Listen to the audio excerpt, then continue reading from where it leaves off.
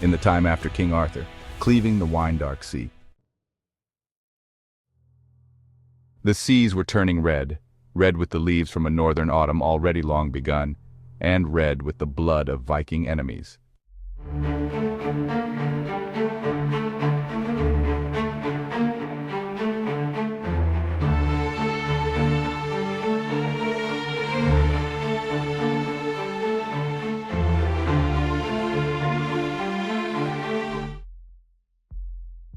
At Cornwall's northernmost coastal watchtower, the old sea searcher again carefully searched the sunset sea, for it was feared that the attack would come out of the sunset to spread panic and confusion in the night's darkness.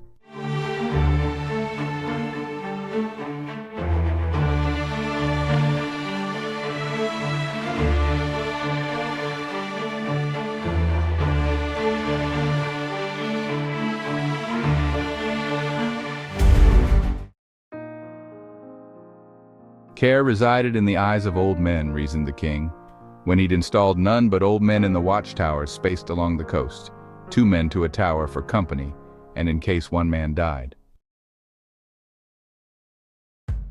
Why not young men? Well, they can't sit still long enough and their eyes are always on the ladies. Though young men's eyes were better, it was old men's eyes that would see more in this case. Why the watchtowers?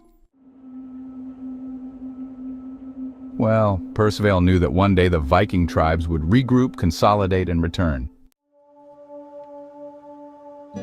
And so the old men sat in their watchtowers day after day, but seeing nothing.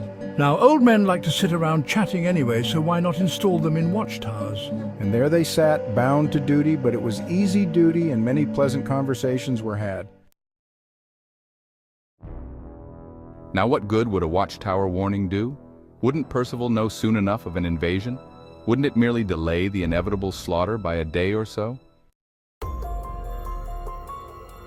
No, there was a plan.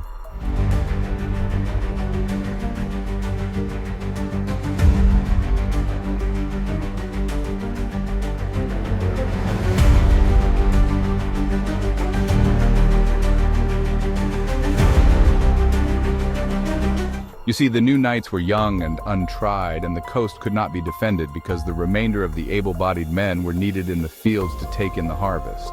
Of course, the Vikings would attack at this worst possible time for Britain. And who is more used to cold weather warfare? That's why the attack was expected now, in late autumn. Then in the spring, the Vikings would take over the farms and enslave the Celts to supply food. The same old story. The old searcher in watchtower number 2 saw them first. He saw orship after orship cleaving the wine-dark sea.